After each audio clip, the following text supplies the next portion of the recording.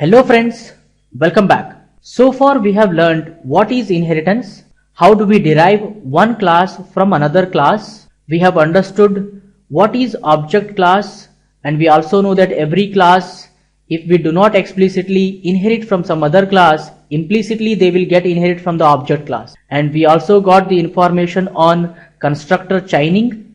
We know that every constructor is going to call base class constructor before executing its own body by using the base function call. And we understood how base class reference variable points to the base class instance, how derived class reference variable points to the derived class instance, and we understood what is a base keyword, how inheritance works behind the scene.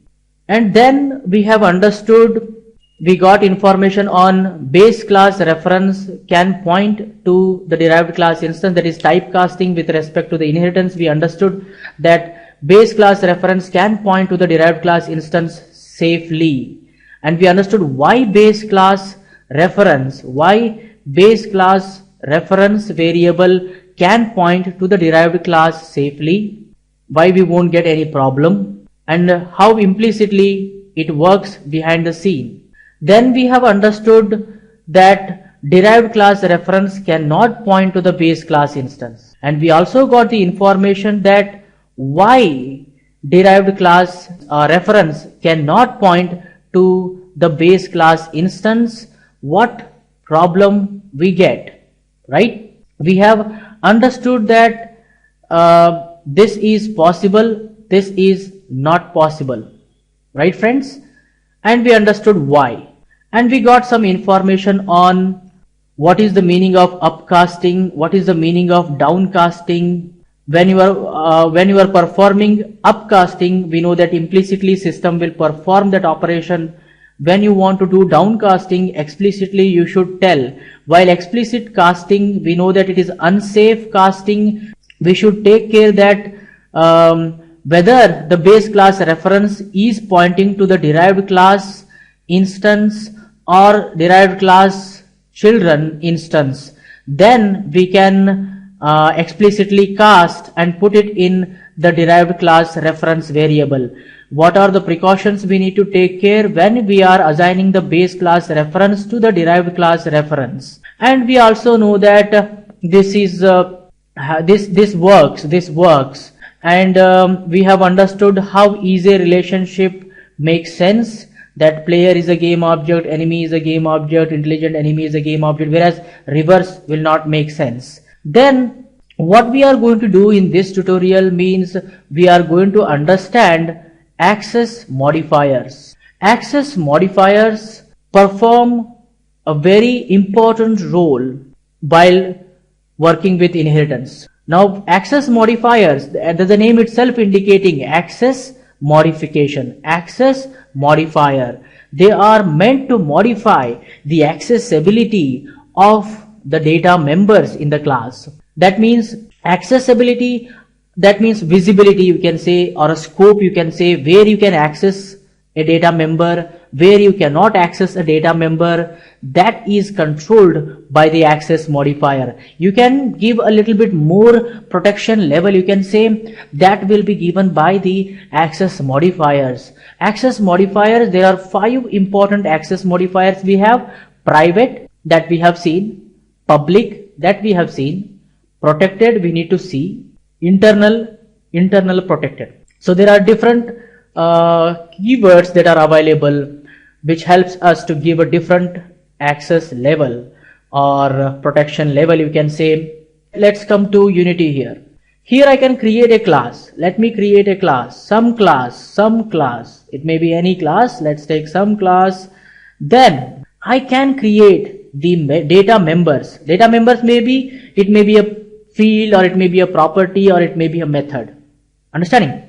Now here I can create a private data member. Now we should read what is a private keyword, what it does. The private keyword is a member access modifier. Can you see that? It's access modifier. Private access is the least permissive access level.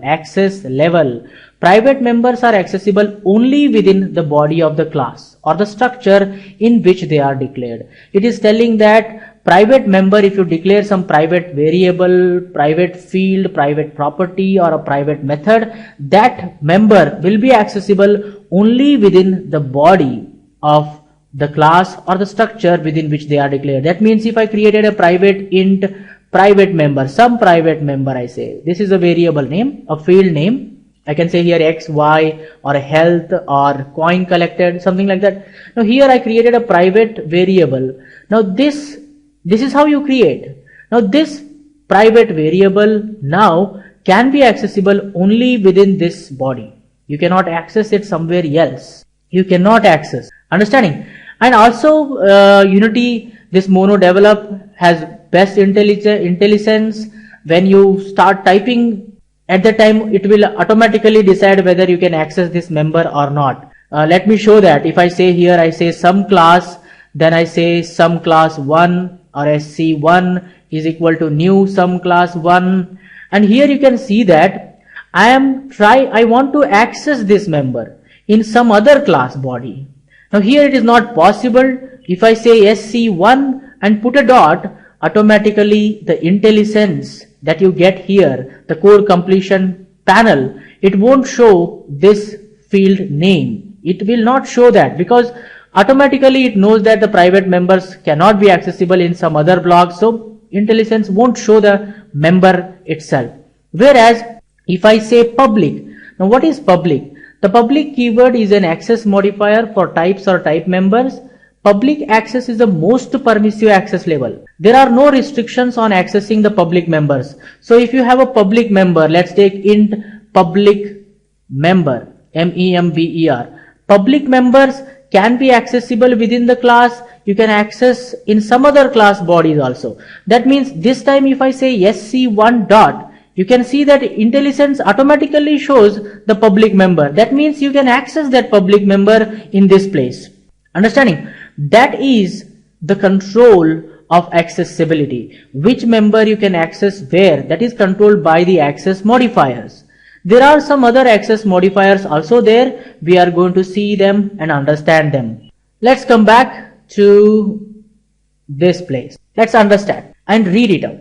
And even you can see they are kind of inheritance. There is some kind of inheritance is happening. You can find out or feel that when I read this content here. Now private, what is a private keyword? What private keyword does? Now you should see that a private member or private members are accessible within the body of the class within which they are declared. That we have already seen. They can be accessible only within the body of the class within which they are declared. They cannot be accessed somewhere else. By default, if you do not write private keyword, you just declare a field or a property or a method, then it is by default private. We have seen that before also. By default, private is the access modifier. It is having a least permissive access level. Understanding? Now let's proceed for the next level, that is protected. Protected keyword. Now protected members, you can create a protected variable like this. You just say protected, protected, protected. Then you can read what is protected also. It shows here protected. Protected. Protected keyword is a member access modifier. A protected member is accessible from within a class in which it's declared. That means you can access a protected member within the class in which you declared, and from within any class derived from the class that declared this member. If you derive another class from this class, you can access that member there. Protected, I can create an integer. I can say here protected member semicolon. Now you can declare something like this. Now this protected member is accessible within this class as well as the derived class hierarchy. Let's come back over here and see. Let's see this one. Here you can see that we know that the private is having class level access, whereas protected member is having hierarchy level access. That means protected members are accessible within the body of the class within which they are declared, as well as they are accessible within body of the derived class and subsequently derived class. That means if you have a class A and you have derived a B class from A, the member which is protected in the A class, you can access that in the B class. Also, let's take if another class is inherited from the B, that means C is derived from B, that protected member can be accessible in C also, subsequent derived class. Understand this? Understanding? That is protected. That means you can see that protected has inherited the private keyword features, plus it has added its own new feature, that is you can access in the derived class and subsequent derived classes. Understanding? So here you have little bit more accessibility, right? Then let's move to the next level. There is another keyword called as internal. You can create a member by using the internal keyword, something like this. I can say internal keyword. Now what is internal keyword? We can read. The internal keyword is an access modifier for types on type members. Internal members are accessible only within files in the same assembly. Assembly we have seen, a DLL file. Internal int, internal, internal member. You can create like this. Now we understand what is internal member.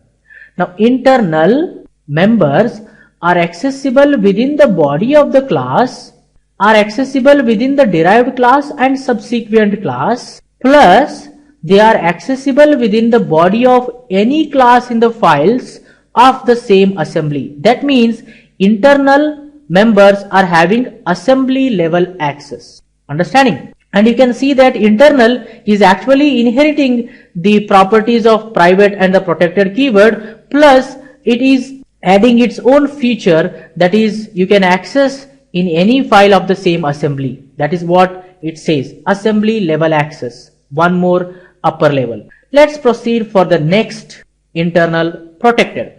There is a next access level known as internal protected. Now you can create an internal protected variable, something like this, internal, then you are going to use a keyword protected, then you say int some variable data type, then I can say internal protected member. Now this member is internal protected member. Now what is that? What this gives? This is actually the combination of protected and internal, we say. You can read that here. Now let's understand. Internal protected members are accessible within the body of the class where you have declared. Good. They are accessible in the derived class and the subsequent derived class also. They are accessible within the body of any class in the file in the same assembly.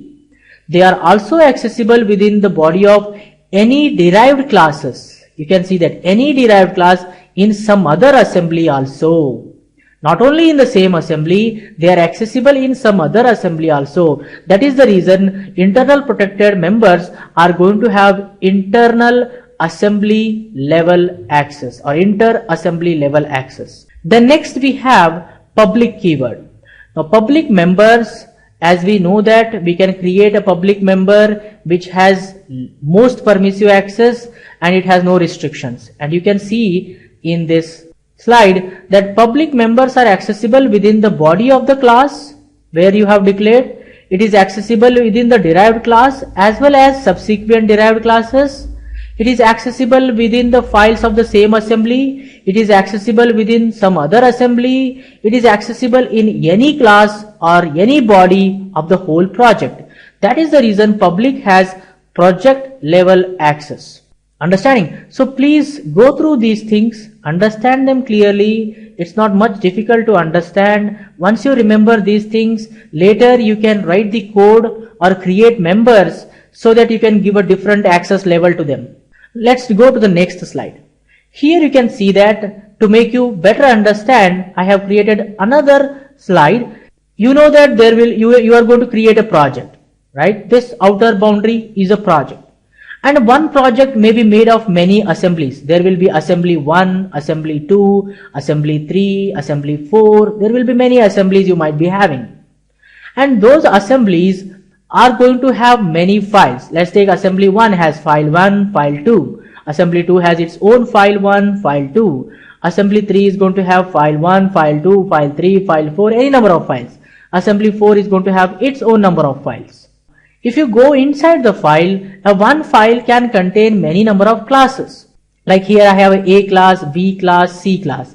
In this file 1 you can see here I have a D class, E class, F class. There are different classes that you can have. A single file can may be made of many number of classes. Then you can also see in that file that B class is inheriting from the A class. There will be an inheritance, a single level inheritance, or maybe multi-level inheritance, like C may be inheriting from B, B may be inheriting from A. Understanding? So a file can contain class. Now here we understand what is the protection level or access level. If you have declared a member within the class A, private member, let's take that member is a private member, then you can access that private member only within that class. That's the reason I have here filled the rectangle with the red color. You cannot access somewhere else. You can see that there nowhere I have filled any rectangle with the red color. Understanding? It tells that private members are accessible only within the class. That is the protection level or access level. You cannot access that in B or C, maybe, or in some other assemblies or some other assembly classes. No, not accessible. Only within that class you can access. Then we go to the little bit higher level. Little bit higher is a protected. Let's go to the protected keyword or protected members. You can see that if you have declared a protected member in the class A, in some assembly, some file, then you can access that protected member in any of the derived class. You can see that B is inheriting from the A class. That means you can access that protected member in the B class. Also, you can see C is inheriting from the B. B is inheriting from A. That protected member which you have declared in the class A, you can access that in the C also. That means protected member is accessible within the same class, within the derived class, within the subsequent derived classes. That is the reason I have filled these with a green color. You can see that nowhere I have filled any rectangle with the green color. That is protected level access. So one level up, and still more level up we can go, that is internal. Now let's see here. You can see this assembly has two files, file 1 and file 2. I filled with this 2 with the orange color. That means you can access if any member, let's take you have created a member of type internal within a class A. In this class A, you have an internal member. That member you can access in the same assembly of any files. You can access in B, you can access in C. If you have here some other class, maybe Z class, you can access that in this file also. That is the internal access level. Internal access is assembly level access. That is what we have here. Internal access is assembly level access. Within the same assembly, you can access. Let's proceed. Now you can see that we moved from class, then we moved to the derived classes, then we moved to the assembly, right? Then we go to the internal protected, which is little bit more higher access level. That internal protected, if you see, let's take you have a member in the class A of this file 1 of the assembly 1, you have a internal protected member. That internal protected member you can access in the derived class, in the same class, in the subsequent derived class. You can access in the same assembly. Not only in the same assembly, you can access that member in some other assembly also. You can access that in some other assembly also, but that class must and should be inherited. Can you see that? Protected means what? Inherited members, right? Inherited classes.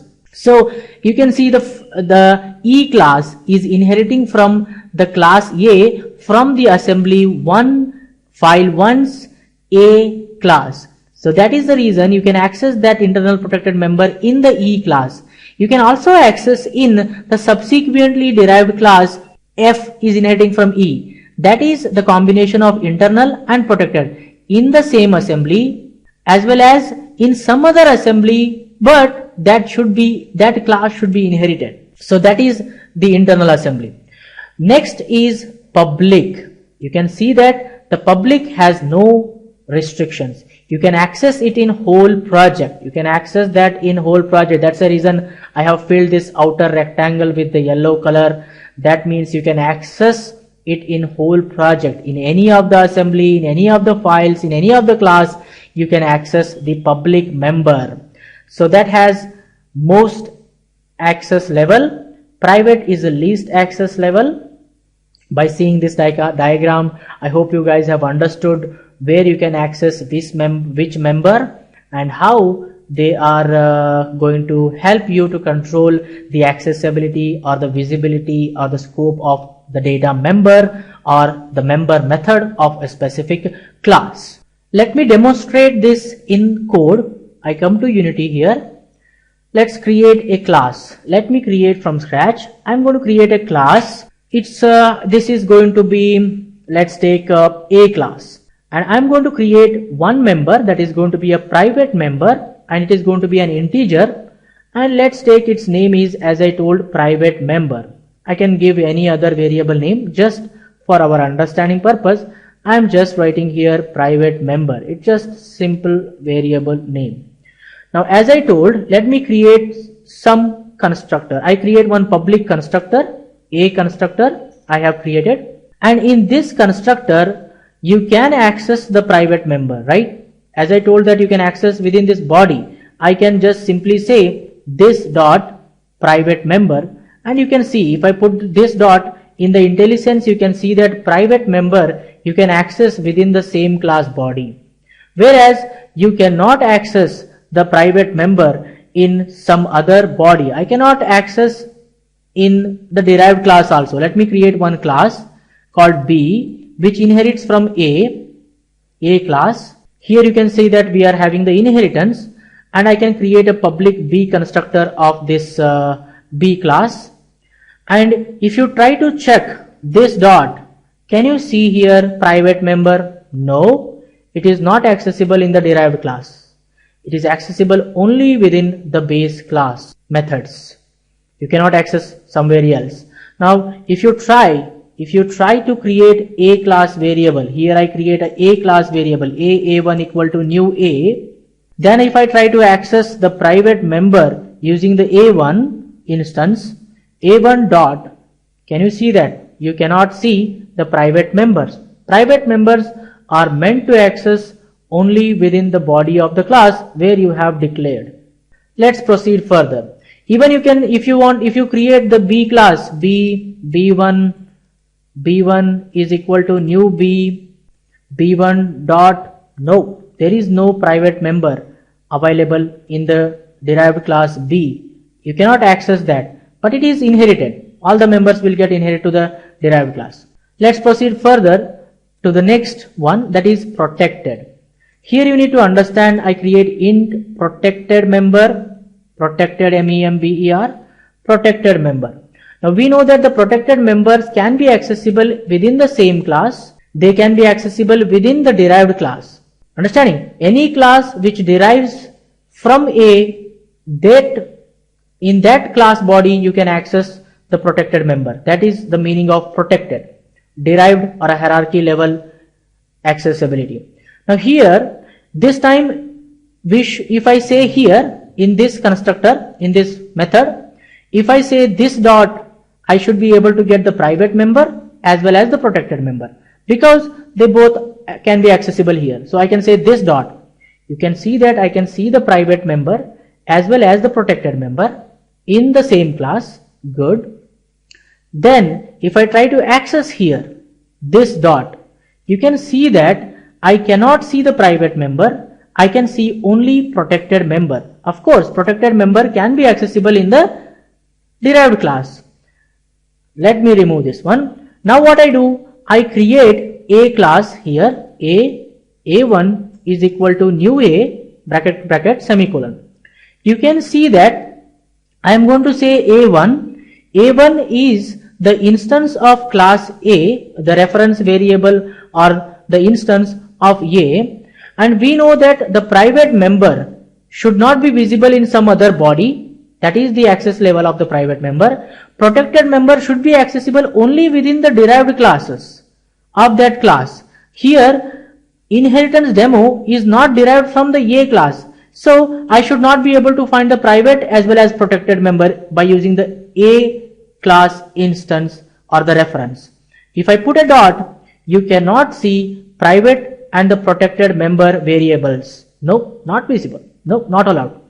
You can see again, if I create the B class now, B1 is equal to new B, please try to understand. Now this time we know that the private member and protected member are available in this body, but by using the B1, I cannot access this private member because it is meant to be accessible only within the body of the class where you have declared.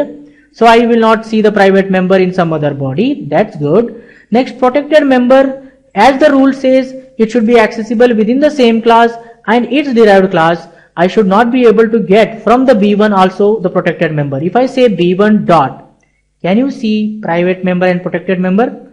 No, not possible. Understanding? That is the accessibility, guys. Let's proceed and create one more class. I create another class, CLASS class C colon B. And it is inheriting from the B class. Opening brace, closing brace.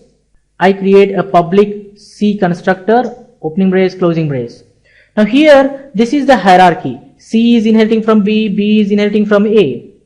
Now, we know that private member is only in this place. Protected member should be accessible here. So if I say here this dot, I can see the protected member. Also, we know that the protected member can be accessible in the subsequent derived classes. That means C is inheriting from B, B is inheriting from A. That means C is actually inheriting from A. That's the reason if I say here this dot, you can see that protected member is visible. That is the protected member, guys. I hope you guys are understanding. Next, I can say public int public member. I have created a public member in A class. Then this is not having any problem. You can access in anywhere. I can access this dot. You can see, I can see the public member here. Private, protected, public. They can be accessible in the same class. Next, protected member can be visible here as well as here. So if I say here this dot, I can see protected member and public member. So public member can be accessible anywhere. Let's go back. And in this place also you will find this dot, protected member as well as public member are visible. Let's go to some other class, inheritance demo class. In this method, I am going to create A1 is equal to new A. Using the A1, you should be accessible only the public member. If I put a dot, you can see that public member is visible because it can be accessible anywhere. You cannot access the private and protected members over here. If I say B1 is equal to new B, bracket close, semicolon. If I say B1, of course only public member will be visible here. You can see that public member can be accessible. You cannot access private and protected. If I take C class, C1 is equal to new C, bracket, semicolon. From C1 also you can access only public member. C1 dot public member is available. No private and protected. That is the accessibility, guys. Access modifiers capability where you can access which member. I think for this tutorial this much is enough, guys. Please experiment with this and check out, create some members over here and try to access in some other place. Understand this thing very clearly, which will help you to create more reusable, reduce redundancy, make your code more accessible, make your code more and manageable and flexible, guys. So thank you, guys. Thank you very much. See you in the next tutorial. Keep learning, keep coding, keep sharing. We see more things step by step.